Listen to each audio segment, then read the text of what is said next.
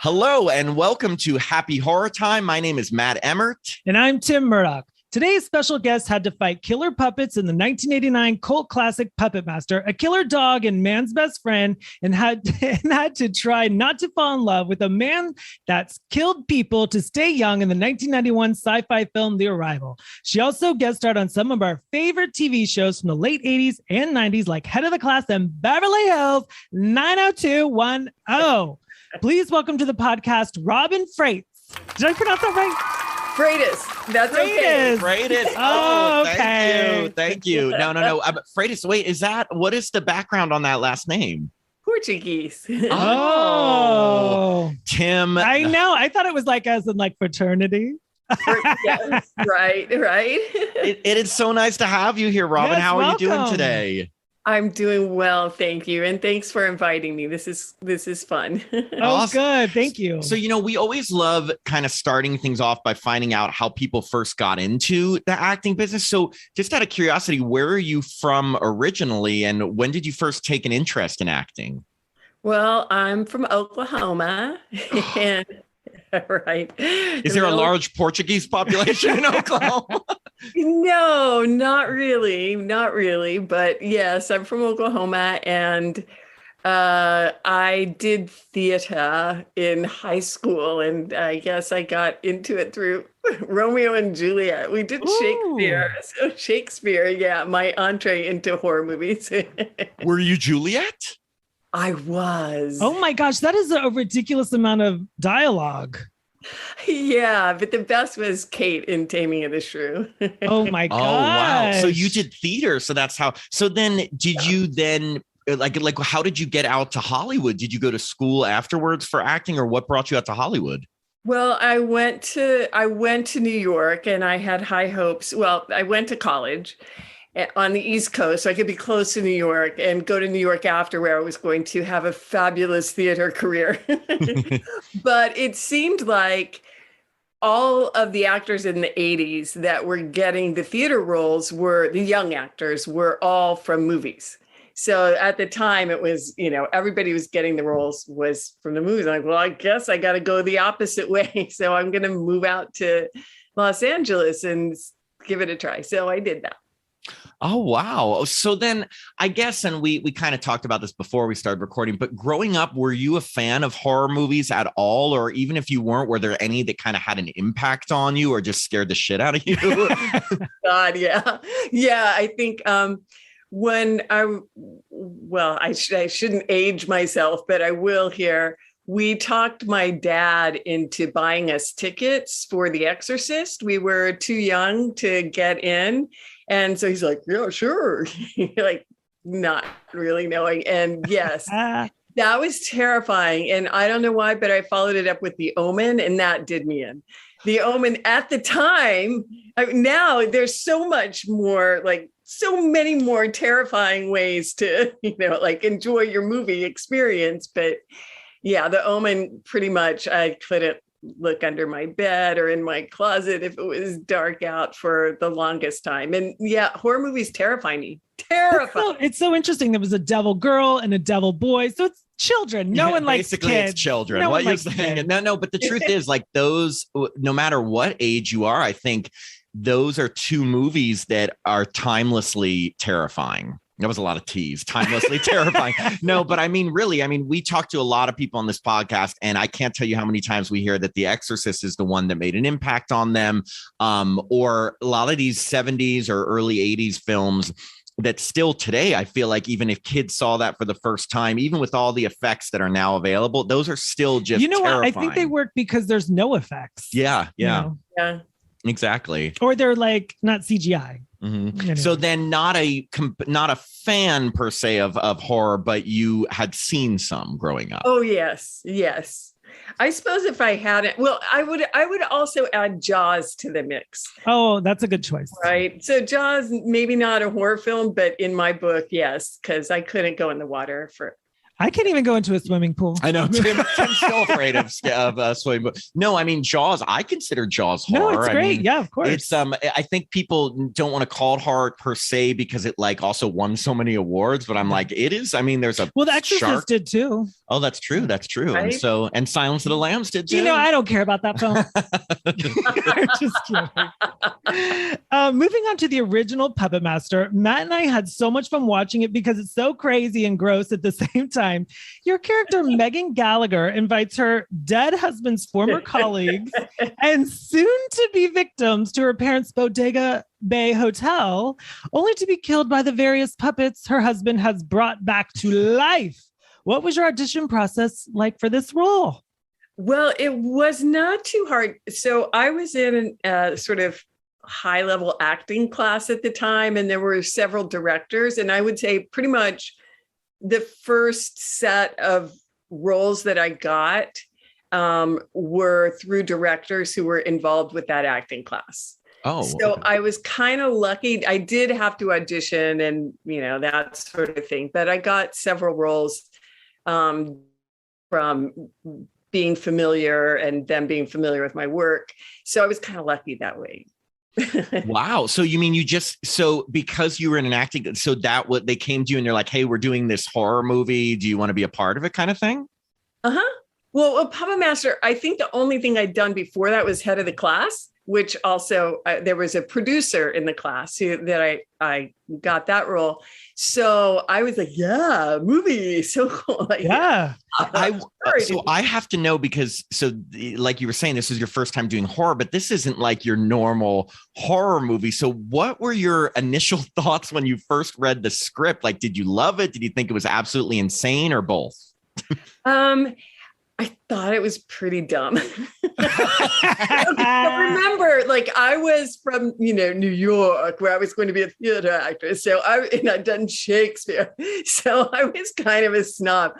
I'm not such a snob now. I love everything now. But at the time I was young and, a little, full of my aspirations for greatness. So I admire anyone who can do Shakespeare. I had to do a monologue from Romeo and Juliet, and it still haunts me to this day rehearsing it because it's so.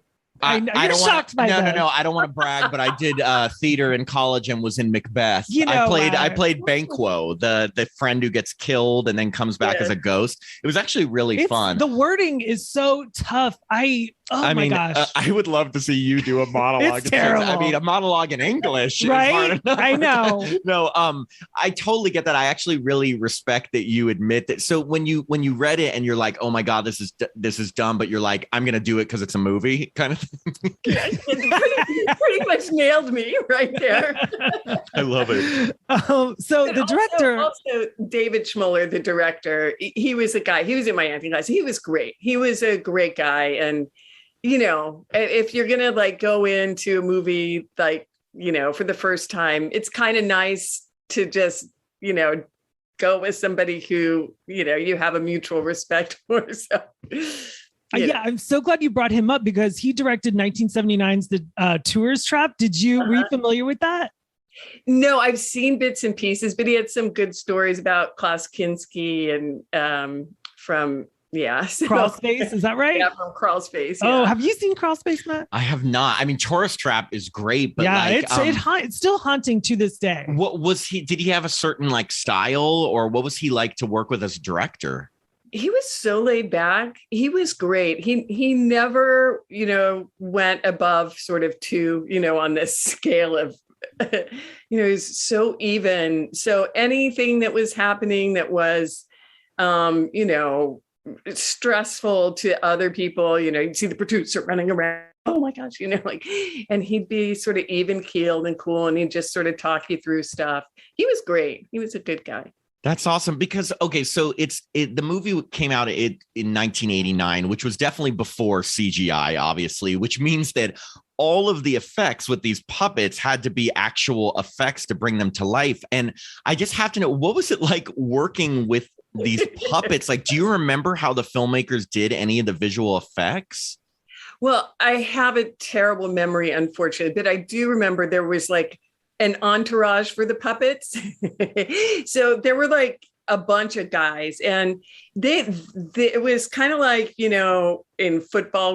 I don't know that much about football, even though I'm from Me Oklahoma. neither. Yeah.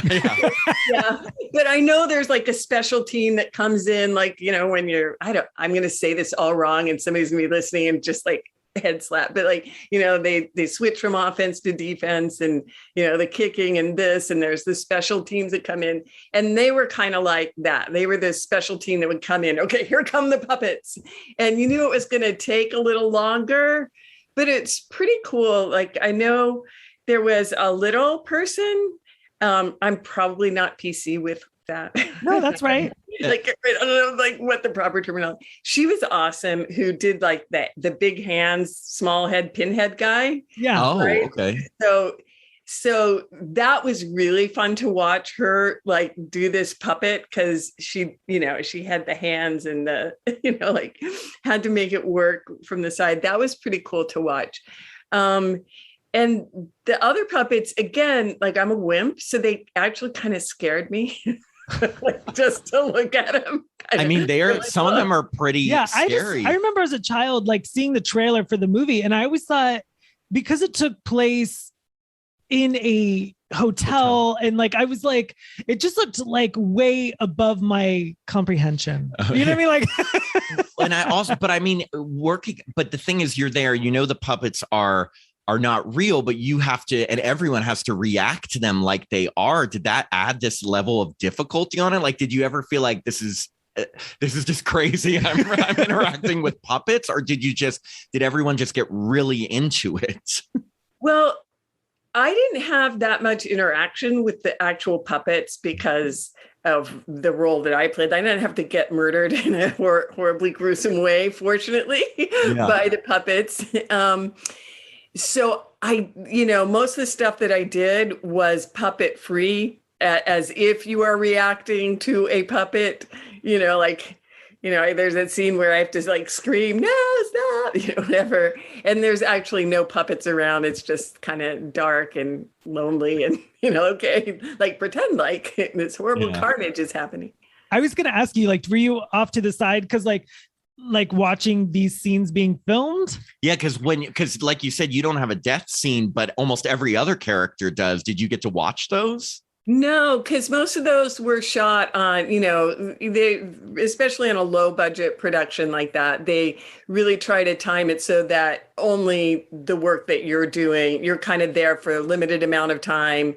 And then, you know, they bring in the other actors for their scenes and shoot them as much as possible in a couple of days. So really the only time that I saw all that gory stuff was at the dinner table. Yeah. Like they're all dead. Yeah, they're all dead. Yeah. I mean, and that is a huge climactic scene between your husband coming back to life, all the puppets fighting him. But you are right. You don't have a gruesome death scene. And these scenes are gruesome. They are so gross. I mean, they're disgusting. I think we were just talking before this about like our favorite one, the leech woman, you know, who literally like spits out leeches. Did you have a favorite death scene? Honestly, I rewatched because we were going to do this interview, and I've never watched it from start to finish. I've never been able to with my eyes open.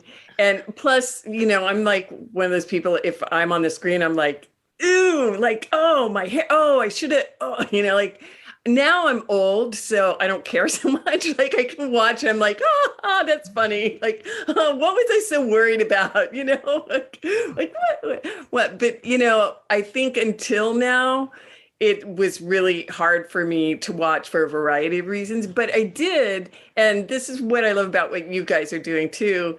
I did like sort of look at YouTube a little to see what was on there. And there was some guy like watching it. Just watching fan reactions. And doing fan reactions in real time. And I loved that guy. Like, I'm like, oh, this is a good way for me to watch it, because I'm watching it through somebody else's eyes. And he was appreciative. Like he, you know, there was stuff that he didn't buy, but he wasn't like slamming it, or, you know, the way in the 80s, everybody was like, you slammed stuff. Like now it's a kinder, gentler time we're living in. Like you don't just like slam stuff the way that we did back then. Well, I have to ask, did you watch this with your children? No. But you said that your children like horror, right? We had talked before this that yes. Have they seen Puppet Master? If they have, they're not with me. Like, it was on like on cable like a couple of months ago, and my daughter happened to be home from college. I'm like, oh my God, Eliza, come look at this. And I froze the frame, and it was like, like me, like looking very serious, and like with the big hair and the giant shoulder pads and stuff. And she walked in, she's like, oh my God. She thought it was the funniest thing, like, just to see me, I don't think they could actually watch it with me and not, feel like, Mom, you're so weird.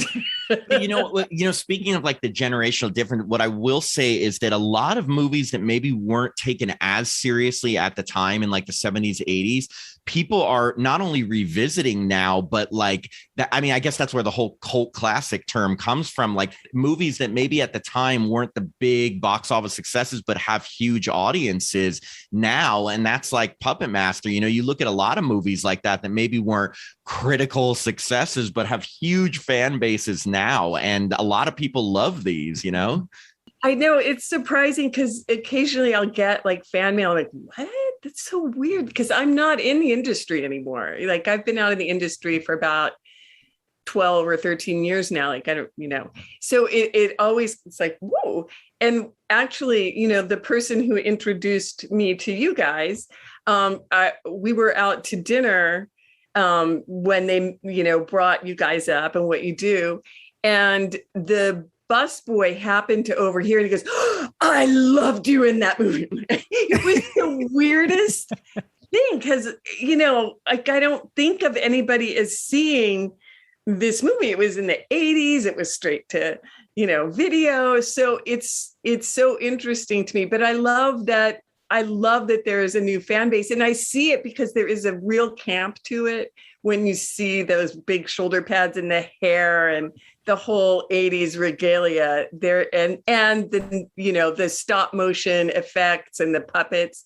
I get why it's kind of interesting to people now. And there are dedicated fans to a lot of these movies. It's so triggering as like, because it was our childhood. And so many people that we talk to, I think the people that are in like the big series like Friday the 13th, Nightmare on Elm Street, Halloween, they know that the fandom has been existed. But some of these other franchises, people like yourself are a little more surprised to hear. But there are dedicated fans. Like, there are probably even more than you know of that would be like, oh my God, like, it really intensely into some of these films that like some people are like, oh, really, that one? But yeah, like, I'm not surprised at the busboy. Yeah. I'm crazy. I was going to ask you, so the only other survivor in Puppet Master is Paul Lamette. What was it like to work with the American Graffiti star? He's had some big hair. yeah, he has great hair in that, doesn't he? Yeah, Professor. Yeah, he was very interesting human being, right? So I was totally starstruck because I loved American Graffiti and Irene Miracle too. I loved Midnight Express. Like, those were movies, that I'd kind of grown up with. I was like, oh my God, these are movie stars, Yes, yeah. But I remember, in between, setups, just sitting and talking to Paul Lamette for a while. And he was trying to convince me, and this is before, the age of huge conspiracy theories that we currently live in, that the moon landing was not real. It was all staged. It was. Really? Even back then he had thought that. Yeah. Wow. Yeah, and then I'm, oh, okay, interesting. I kind of, yeah, okay. Well, I still like your acting. Wow. So that was the kind of side talk on the between scenes, talking about the moon landing. So the ending of the movie makes viewers think that your character has the power of the Puppet Master, since she brings this stuffed dog back to life. Yeah. How did you feel about the kind of the conclusion for the movie, or like, were you happy with where your character ended up? Because like we were just saying, like, you're one of two survivors in the film. You're one of the only two people that make it at the through. Bodega Bay Inn. Yeah. Well, here's the thing. I'm not even sure that was in the original script because I remember being really surprised by it and thinking, this is weird. Like, okay, but my character makes no sense in the movie anyway. Like, you keep thinking that she knows more than she does, but you don't really know what she knows. It was never clear what was going to happen, but, maybe there was going to be a sequel and maybe she'd be involved in a sequel, but I don't know. I kind of like it now because it does set up a lot of possibilities. But I remember at the time, it's like, what are we doing here? Oh, you're like, hey, I'll do it. No, it is funny because throughout the movie, your character is always, it seems like suspicious, but then she really isn't bad or anything. But at the same time, it's hard to judge because it's her husband that brought the puppets back, but then at the end you know that she has this power. It's very like, like, is she in on it, bringing Neil back, Neil Gallagher? Yeah, so it is weird, but she and Alex survive in a nice way. But actually, before we ask about the premiere, because you brought up the sequel, did they ever approach you to come back? No. No. Really? In all 14 films. It seems weird because especially after that was the very first Puppet Master and you were the survivors. And they made the next movie literally the next year, but you didn't hear anything with that? Wow. And you brought back the dog. The dog was cute. I agree. So did you just hear that they were making another one and you're like, oh, okay. Yeah. But again, I had lofty ambitions. So, I don't know that, I was like, I'm going to move on to, films like, Demi Moore. And it didn't quite happen that way. It's all Was good. there a red carpet premiere for the movie or any kind of special screening? I think we did have a special screening. Yeah. What were your thoughts when you first saw it on the big screen? Again, I couldn't watch myself. And the puppets were cool, but especially you brought up Leech Woman, right? It was so disgusting to on a big screen. No. I love it. I could just see press for it. Okay, let's get Robin to talk about the puppets. No. I have to ask random question. Today, 33 years later, how many of the puppets do you think you could name, if any? Pinhead. Oh, that's great. Maid, Leech Woman. Oh my God. What were the other? There were two more. I can't remember. That's pretty good. That was pretty good. I'm impressed. We had 7 written down. We had Pinhead, Blade, and Leech Woman. Then we had Jester. Oh, that's right, with the spinning head. Shredder Khan, or just known as Khan, Gingy, which was just in the opening scene for a second, so that one, barely, and Tunneler. Oh, Tunneler, yeah, that was the disgusting one. I'm impressed though, and a lot of those were you named the main ones, but one thing that I'm sure you notice is that your movie, this original movie, sparked a series that's still relevant today. I mean, there are more films in this series than in almost any other horror franchise, which is pretty amazing. Another question, just out of curiosity, do you know how many films, including spin-offs, crossovers, are in the Puppet Master franchise? Just take a wild guess. Oh my gosh, that's a tough one. I think there were 6 that had the Puppet Master name, but were there other ones? Are you ready for this? 15. No and way. You were the original. And that's what I was going to say. So I hope that it gives you a sense of pride. I know it's looking back, it's kind of a fun, but it's you were in the original movie that sparked a franchise that is still going and has 15 films in it. I think that's really awesome. Me too. I would kill for that. Just kidding, I will. So moving on to The Arrival, the 1991 thriller, also directed by Puppet Master director David. How do I pronounce that? Schmoller, yeah. So it's about a meteor that comes down and a 73-year-old man is affected by it. So if he kills women, he gets younger, but he has a crush on you at the hospital. Yeah. And but he's at this point he kills a lot of people, so he's young, so you can be attracted to him. So what was it like filming that? And how did you even get involved? Yeah, like, was it because it was David Schmoller? Did he ask you again? Yeah. And yeah, so I auditioned for that, but I'd already worked with David. So he'd asked me. And again, a lot of people, like a lot of the small roles, the kind of like campy roles in that were played by friends of mine from my acting class. So it's fun for me to see bits and pieces of that now, just to see, oh, look, there's Dean and Bill, and there's, there's Amy. So that was kind of interesting because, yeah, but yeah, that was kind of like, especially now in kind of, the way things are now, watching the scenes with Robert Sanson hitting on me in the hospital, right. Dude, I thought the same thing. Different time. Yeah, totally different time. Yeah, but still. Did you have fun filming it? I mean, was it more fun than Puppet Master? I would say yes, but only because Puppet Master, I was so nervous the whole time because it was my first movie. Right. Like, not because you were afraid that Leech Woman was going to vomit leeches onto you. Instead, you had old men hitting on you. Right. Right. But I would say it was more sort of the atmosphere was a little more chill just because there were a lot of people that I knew on set, coming and going all the time. So that was fun. And I have to ask, what was it like to work with Nightmare on Elm Street star, Black Christmas star John Saxon? That was funny because I'd known him too. I'd grown up with him on television, right? I'd known him as a television actor. So it's like John Saxon.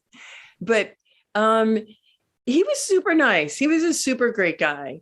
It was interesting to watch because, I think this was the kind of role he could kind of just phone in, you know what I mean? Mm-hmm. So the difference between, say, like the kids from the acting class were like, okay, I'm going to woo, this is my big moment. And John Saxon's like, all right, I've done this kind of thing a million times. It was really interesting to see that in play. So he's Joe Cool. Yeah.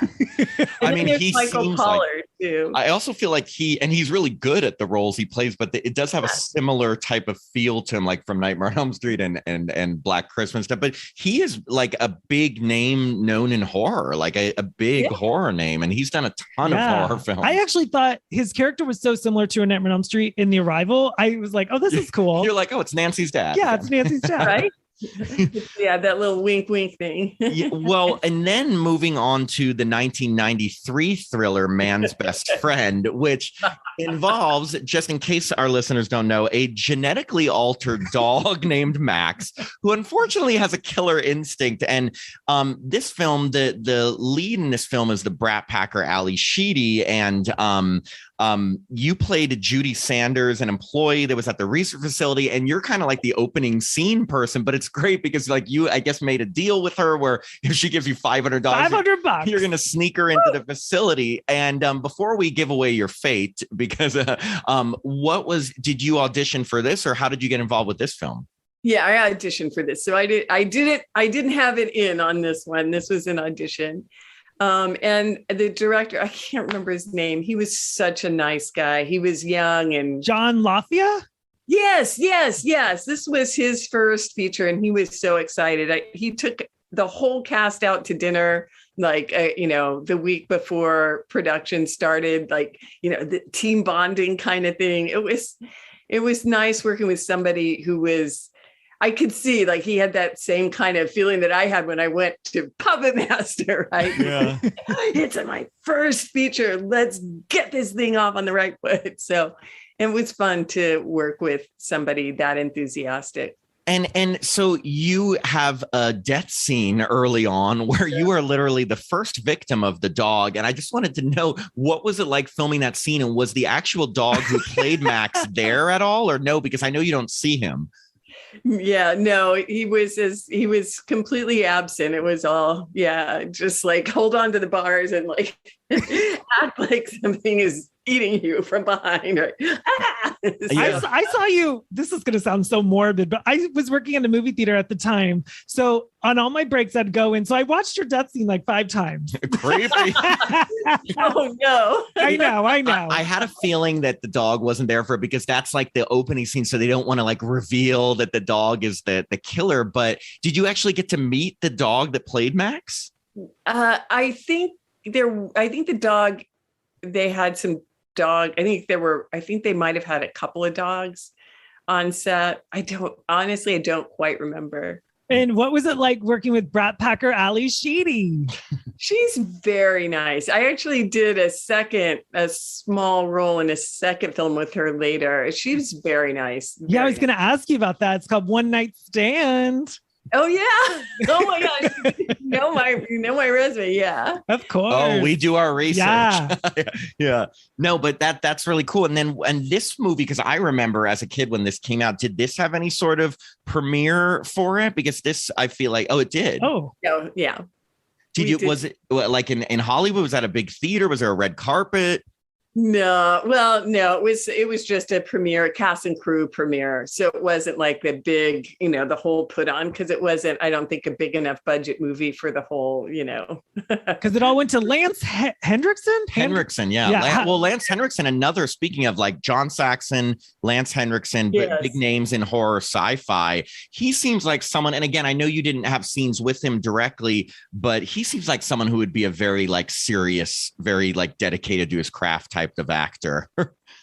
Yeah, I didn't really work with him, so, but I think you probably nailed it. Yeah. So we're about to wrap up with you, but these are just questions I want to know. What was it like when you did Anything But Love working with Scream Queen Jamie Lee Curtis? Oh, that was really fun. That was a really fun role. She was great. But I do remember being in the makeup chair and she was telling him, don't make her look too good. I'm like, oh, it's me. You don't have to worry that much. Right? Jamie Lee Curtis was telling your makeup people not to make you look too good. Yeah. Oh, snap.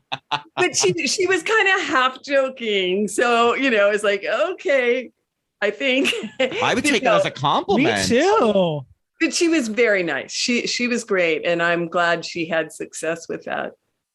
Okay, so we have to ask, when you did 90210, what was it like? Did you see Brenda? Did you see Shannon Doherty? Well, you played you played Andrea's doctor. So you only got to meet the president of SAG. Right. The future president. All right, future president, Madam Gabriel Kotaris. Yeah, no, is that me? Oh, that's my husband's. Sorry. It's Gabrielle Carteris. She's like, hey, don't talk about Anytime you mention her name, she knows. She's like, hey, don't forget I'm the president. That's 30 cents. Right. Only some good things. No, that was interesting. I think we were like in some like a facility that was completely shut down. So it was like an abandoned building, kind of like, it was a very strange location, but she was very nice. She is just like she seems she would be, like professional, friendly, nice, on the set, off the set, done. So it was good. That was fun. Andrea Zuckerman. And these were especially 902 were big shows at the time. Were you ever more excited to like be a guest star in one of these shows than being in one of the movies? Like, do you remember going through all these? Was there one you remember being like the most excited about being on? Well, I did. Yeah, I did a show called Dweebs. That was, oh my gosh, I was just about to ask you about that. That was really fun. But yeah, I think the most fun was that Anything But Love. But then I also did a bunch of TV movies. That was in the day of like the movie of the week kind of thing. So I did one with Jenny Garth. Yes. More 90210ers. Yes, one of our 90210ers. And that was fun, where I got to play the kind of dorky best friend. And then I did some of the real serious ones, like the Baby Down the Well movie. My whole family watched that movie. I remember that. Yeah. Baby Jessica. Wait, who did you play in that? I played the sister of baby Jessica's mother. So baby Jessica's aunt. You actually look like her. Baby Jessica? No, yes, baby Jessica. You look just like baby Jessica. I have to ask, when you guest starred on Dweebs, Kathy Griffin also was on that episode. Right. Any stories about that comedian? Well, she was just beginning to be Kathy Griffin. Not that she wasn't Kathy Griffin, but she didn't have a high profile yet. She was just kind of breaking. So, it was her kind of one of her first roles too. She was great. She was awesome. Was she telling jokes? Yeah, she was. As a matter of fact, she was funny. And then later it's like, oh wow, look, that's the girl I did. You're like, hey, I remember when you were just telling jokes behind the scenes. Yeah. Oh, there's Gabrielle Carter. That's right. She goes, hey, please talk about me again. 30 more sets. So you had said, or what, again, we, for our listeners, we chat with our interviewees a little before we started, and you had said that you exited the acting industry like 15 years ago or something. So what are you up to today? Or was there a reason that you exited the industry, or was it just not for you? Well, I had kids, basically. That's a good reason. They were a big interruption. So I thought that I would be, one of those like do it all kind of people. But when I had kids, I had a really, really hard time multitasking. Like, drop this, go audition, come, and it just wasn't working. I think the quality of my work was really suffering. So I did some commercials, and I think, I did a couple of independent movies and a little bit of theater. And then by the third kid, it was like, I remember my agent saying, your skin's too tan. Like, you need to stay on this. I'm like, but I'm playing with my kids in the park. Like, I can't stay out of this. I'm like, I think it's time to like hang up my hat, and maybe I'll come back to it, maybe not, but I didn't. No, that makes sense. Do you, we also ask a lot of people that we talk to, have you ever been to a horror convention, and would you ever consider going to one? Because again, like we were saying, there are tons of fans who I think would love to see you at these types of things. If there's 15 Puppet Masters, everyone has seen yours. Yeah. I am going to go and venture and say you have never been at a horror convention. Whoa. Josh Edelson's calling y'all. Sorry. No, forget that. Would you ever consider taking part in a horror convention? I might now. I think it kind of scared me when I was younger. So I was kind of like, starting my career around the time of, what's her name? Rebecca Schaefer. Oh yeah. Oh, so sad what happened to her. Right. Yeah. And I think, I'm a wimp already because, I've told you about I can't watch a horror movie. I can't. Right. I think the idea, because I used to get fan mail and it scared me. It started scaring me after hearing, after what happened there. Not that I was anywhere near the level of career that she had, but, just the idea of that kind of scared me. Now that I'm older and don't look like, kind of like a fresh-faced, kind of target, because I was sort of very fresh-faced, I looked kind of like somebody who would be a victim. I guess now I'm old, so I'm not in that kind of category anymore. But I do have a good friend who was in the Evil Dead, the original Evil Dead, and she does them all the time, and she has the best time with them. So I'll have to hook you up with her. Yeah. Well, first off, we would love to interview her, because the Evil Dead, the original Evil Dead, is a classic. So please. And secondly, and I feel like we say this so many times, but we've interviewed people who do conventions like all the time and people who've never done conventions. And the one thing I will say is everyone who's done a convention tells us that the fans are like some of the sweetest, kindest, most loyal people that they've met. And I'm only saying that probably because we're some of those fans. But no, to be honest, like there's such an audience out there that would love to see you there, Robin. So I'm just saying, like, if you're willing to give it a chance, like I think you would actually have an amazing time, and people would love love to see you. Puppet Master is huge. Yeah, still. it's on every. I think any horror fan has seen Puppet Master. Yeah, or at least heard of it. And especially Man's Best Friend. Yeah. Yeah. And then another random question for you. This is a big one. Since they're still making Puppet Master films today, if you out of the blue were asked to return to the series and reprise the role of Megan Gallagher, would you consider doing it?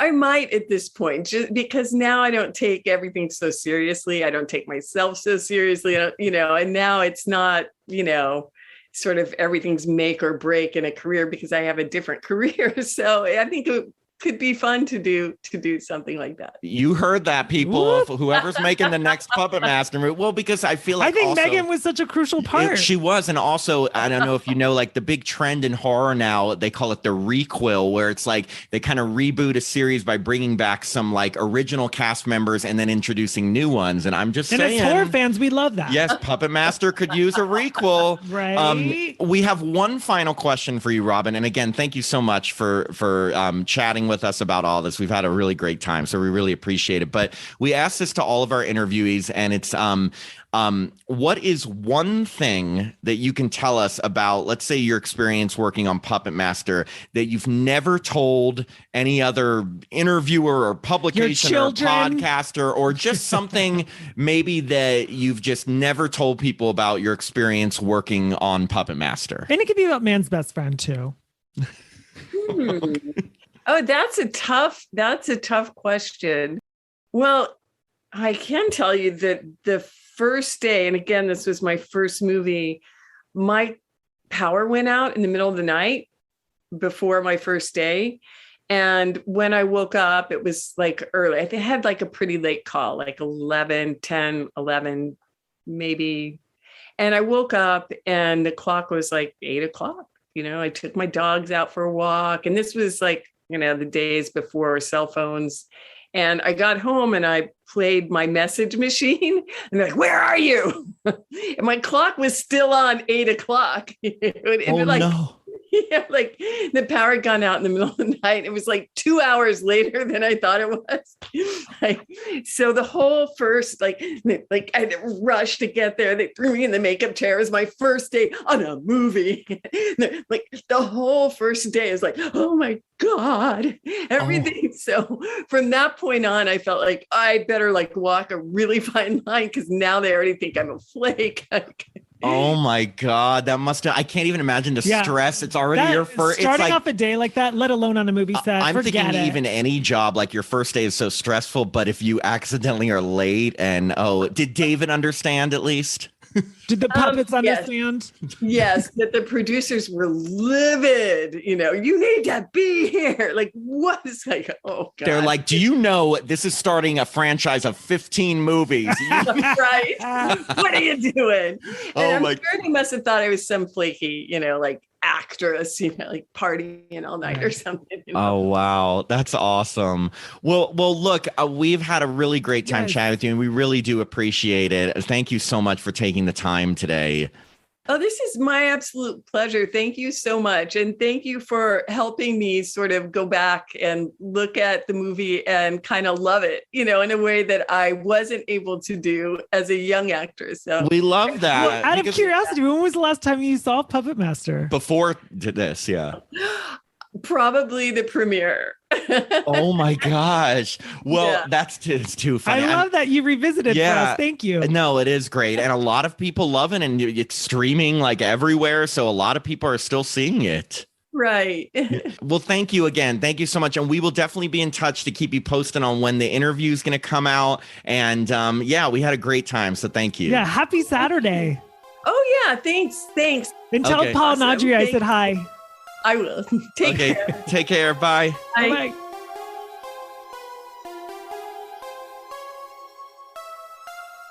We hope you enjoyed this episode of Happy Horror Time. This podcast is hosted by Matt Emmer and myself, Tim Murdoch, and co-produced and edited by Jacob Randall. We now release episodes every Monday, and in each episode, we either review horror movies that just came out or interview stars and insiders from iconic horror films. You can stream all our episodes directly from our website, that's happyhorrortime.com, or wherever you listen to podcasts. And remember, Our reviews do contain spoilers, so we always post the movies we're discussing a few days in advance on our social media pages, so listeners can check them out ahead of time. And speaking of social media, make sure you follow our pages on Facebook, Instagram, and Twitter at Happy Horror Time. We even started putting our interviews up on YouTube along with our horror short film, Come In. You've got to check it out. You can find us on YouTube by searching for Happy Horror Time. If you'd like to support the podcast, please sign up to be a patron at patreon.com/Happy Horror Time. That's patreon.com/Happy Horror Time. Patrons get access to our growing library of monthly bonus episodes and other fun benefits like ad-free episodes that are out a day in advance, our monthly newsletter, participation in polls, and autographed Happy Horror Time stickers. Woo! And if you'd like to contact us, please send us an email at happyhorrortime@gmail.com. Tell us what you love, how sexy you think we are, whatever. I'm Matt Emmert. And I'm Tim Murdoch. And we hope you have a happy horror time.